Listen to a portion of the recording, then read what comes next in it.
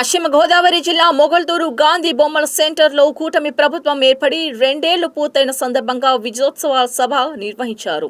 ఈ కార్యక్రమానికి కేంద్ర సహాయ మంత్రి భూపతిరాజు శ్రీనివాస్ వర్మ ముఖ్య అతిథిగా హాజరై మాట్లాడుతూ టీడీపీ, బీజేపీ, జనసేన కూటమితో ఆంధ్రప్రదేశ్ రాష్ట్రం అభివృద్ధిలో దూసుకుపోతుందన్నారు. గడిచిన 5 ఏళ్లలో గత ప్రభుత్వం రాష్ట్రాన్ని అస్తవ్యస్తం చేసింది అన్నారు. ఫోటోలు పిచ్చితో గత ముఖ్యమంత్రి Jaganmohan Reddy land titling act తీసుకొచ్చి రైతుల పొలాల్లో ముక్కు రాళ్లపై ఫోటోలు వేసుకున్నారని, అంగన్వాడీ పిల్లలకు ఇచ్చే కోడిగుడ్ల పైన ఫోటోలు వేసుకున్నాడని విమర్శించారు. ఏదైతే వైసీపీ పార్టీ ఉన్నదో రాష్ట్రంలో ఒక గందరగోళమైనటువంటి వాతావరణాన్ని సృష్టించడానికి ప్రయత్నం చేస్తాం. ప్రజల యొక్క దృష్టిని మార్చడానికి ప్రయత్నం చేస్తాం. ఏదైతే కూటమికి చెందినటువంటి పార్టీల యొక్క కార్యకర్తలు ఉన్నారో వారిని రెచ్చగొట్టేటువంటి ప్రయత్నం చేసి ప్రజల దృష్టిని మరచడానికి ప్రయత్నం చేస్తూ ఉన్నది అనే విషయం మనంతా కూడా గమనించాలి. మనందరికీ చాలా బాధ. గత 5 సంవత్సరాల కాలంలో అందరి కార్యకర్తల మీద పోలీస్ కేసులు పెట్టి జైల్లో పెట్టించారు, కొట్టించారు, విధ్వంసాన్ని సృష్టించారు, కుటుంబాలను విడదీశారు, సరిహద్దులు చెరిపేశారు. అయినప్పటికీ మన అధికారంలోకి వచ్చాక వారి సంగతి ఇంకా చూడడం లేదేంటి అనేటువంటి ప్రశ్న ప్రతి ఒక్క కార్యకర్త మనసులో ఉంది. కానీ ఇవాళ మన అభివృద్ధి మీద దృష్టి పెట్టాం, ఆంధ్రప్రదేశ్ భవిష్యత్తు మీద దృష్టి పెట్టాం, రాబోయే తరాల యొక్క భవిష్యత్తు మీద దృష్టి పెట్టాం. ప్రతీకారాల కన్నా అధికారం ముఖ్యమైనటువంటి ఆలోచనలు మనం ముందుకు వెళ్తుంటే ఇవాళ మనల్ని రెచ్చగొట్టేటువంటి ప్రయత్నం, ప్రజల్ని తప్పుదారి పెట్టించేటువంటి ప్రయత్నం ఇంకా ఇంకా చేస్తూ ఉన్నారు. అమరావతిలో అభివృద్ధి పరిగెడుతుంటే ఏంటో మావిజ్ఞాన్ అంటాడు ఈ పెద్ద మనిషి. అదే మలయాళ సినిమా పేరులో ఉంటుంది మావిజ్ఞాన్. చెప్తున్నారు కానీ ఈ డేస్ నుంచి జగన్మోహన్ రెడ్డి కానీ వైసీపీ పార్టీ కార్యకర్తలు కానీ మా అభివృద్ధికి ఆటంకం కలిగిస్తే, మా రహదారికి అడ్డొస్తే జన సైనికులు, తెలుగు తమ్ముళ్ళు, శిక్షణ కలిగినటువంటి భారతీయ జనతా పార్టీ కార్యకర్తలు తలుచుకుంటే నీకు శంకరగిరి మాన్యాలు అనేటువంటి విషయం. కాబట్టి కూటమి కార్యకర్తలందరూ కోరుతున్నారు. పరిగెడుతున్నాయి. ఇవాళ విశాఖపట్నం స్టీల్ ప్లాంట్ కి మూసివేసేటువంటి దిశలో ఒక అద్భుతమైనటువంటి ప్యాకేజింగ్ ఇచ్చింది. విశాఖపట్నంలో రిలయన్స్ డేటా సెంటర్, విశాఖపట్నంలో Adani data centre, Google data centre, రామాయపట్నంలో బీపీసీఎల్ రిఫైనరీ 1,35,000 కోట్లతో దాదాపు 70,000 మందికి ఉద్యోగాలు వచ్చేటువంటి పరిస్థితి. నక్కపల్లిలో 1,30,000 కోట్లతో అతిపెద్ద స్టీల్ ప్లాంట్, ఇంటిగ్రేటెడ్ స్టీల్ ప్లాంట్కి శంకుస్థాపన చేశాం. నిన్న కాక పుట్టపర్తిలో డిఫెన్స్ సంబంధించి ఒక ప్రాజెక్ట్ని శంకుస్థాపన చేశాం. కొన్ని లక్షల కోట్ల రూపాయల ప్రాజెక్టులు ఇవాళ రాష్ట్రంలో ప్రారంభమవుతూ ఉన్నాయి కేంద్ర రాష్ట్ర ప్రభుత్వాల యొక్క సహకారం. అంతేకాదు సిగ్గు లేకుండా చెప్తా ఉన్నా, ఈ జిల్లాలో కడప జిల్లాలో నువ్వు 3 సార్లు శంకుస్థాపన చేసేటటువంటి స్టీల్ ప్లాంట్ ఏదైతే ఉందో కడప స్టీల్ ప్లాంట్ నువ్వు చేయకపోతే రేపు నేను ముఖ్యమంత్రి గారి కలిపి కడపలో నీ అండాలో నీ గడ్డలో ఆ స్టీల్ ప్లాంట్ కి శంకుస్థాపన చేయబోతామను అనేటువంటి విషయం ఈ ముఖ్యమంత్రికి తెలియదని అడుగుతున్నారు. ఈ మాజీ ముఖ్యమంత్రి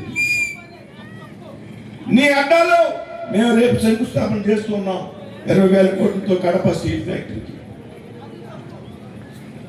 కాబట్టి ఇన్ని అద్భుతమైనటువంటి విజయాలు కేవలం 2 సంవత్సరాల కాలం. అదేవిధంగా నర్సాపురం నియోజకవర్గం శాసనసభ్యులు అనేక 100 కోట్లతో పెద్ద ఎత్తున అభివృద్ధి కార్యక్రమాలు చేస్తారు. ఈ నర్సాపురం నియోజకవర్గంలో అనేక సంవత్సరాలుగా దీర్ఘకాలంలో ఉన్నటువంటి పెండింగ్ ప్రాజెక్టులు ఏతున్నాయో ఆ పెండింగ్ ప్రాజెక్టులన్నీ కూడా రాబోయేటువంటి 3 సంవత్సరాల్లో పూర్తి చేయాలనేటువంటి ఒక లక్ష్యంతో, ఆలోచనతో పనిచేస్తున్నాం. ఏదైతే ఈ నర్సాపూర్ బైపాస్ రోడ్ ఉన్నదో అనేక సంవత్సరాలుగా పెండింగ్ పడిపోతే ఈవేళ కోర్టు నుంచి అన్ని క్లియరెన్స్ తెచ్చి టెండర్ ప్రక్రియ పూర్తి చేశాం. రాబోయేటువంటి రోజుల్లో నర్సాపూర్ బైపాస్ రోడ్డు ప్రారంభం కాబోతున్నది సుమారు 600 కోట్లు. ఇవాళ నర్సాపురం అనేక ట్రైన్స్, నర్సాపురానికి ఒక ఘనత ఉన్నది, ఒక చరిత్ర ఉన్నది గుర్తుపెట్టుకోండి. దేశంలోనే బ్రాంచ్ లైన్ లో అంటే ఒక లూప్ లైన్ లో మెయిన్ లైన్ కాకుండా ఈ భారతదేశంలోనే వందే భారత్ ట్రైన్ వచ్చింది అంటే దేశంలో ఒక నర్సాపురం మాత్రమే విషయం గర్వపడాలి మనమంతా కూడా. ఇది చూసుకోండి, ఇండియన్ రైల్వే మ్యాప్ లో మెయిన్ రూట్ లో తప్పించి ఏ ఒక్క బ్రాంచ్ ఏదైతే జనసేనాధినేత పవన్ కళ్యాణ్ గారి యొక్క నేతృత్వంలో ఆయన ఒక చొరవ కారణంగా ఈ రాష్ట్రంలో కూటమి ఏర్పడింది అనేటువంటి విషయం మనంతా కూడా గమనించాలి. ఇవాళ రాష్ట్రంలో దేశంలో ఒక అద్భుతమైనటువంటి పాలన కొనసాగుతాం. కేంద్రంలోని పెద్ద ఎత్తున సహకారం ఇవాళ ఈ రాష్ట్రానికి అందుతూ ఉంది. దాదాపు 20 లక్షల కోట్ల రూపాయల పెట్టుబడులు ఇవాళ ఆంధ్ర రాష్ట్రంలో పెట్టుబడులుగా పెట్టడం జరిగింది అనేటువంటి విషయం మనందరూ కూడా తెలుసుకోవాల్సిన అవసరం. ఇవాళ ఈ రాష్ట్రంలో ఉన్నటువంటి యువకుల యొక్క భవిష్యత్తు రాబోయేటువంటి రోజుల్లో వారికి నమ్మకం కలిగింది, మాకు కూడా భవిష్యత్తు ఉన్నదనేటువంటి విషయాన్ని. లక్షల కోట్ల అప్పులు చేశాడు గతంలో ఉన్నటువంటి ముఖ్యమంత్రి. చేసినటువంటి లక్షల కోట్ల అప్పులు ఏ విధంగా ఎక్కడ ఖర్చు పెట్టామనేటువంటి అడిగితే ప్రజలు మీకు సమాధానం చెప్పవలసినటువంటి పరిస్థితి లేదు, నా ఇష్టం అని చెప్పినటువంటి ముఖ్యమంత్రి గతంలో ఉన్నటువంటి ముఖ్యమంత్రి. రాష్ట్రానికి ఎక్కడా కూడా రూపాయి అప్పు దొరికినటువంటి పరిస్థితి సృష్టించి వెళ్ళిపోయాడు గతంలో ఉన్నటువంటి ముఖ్యమంత్రి.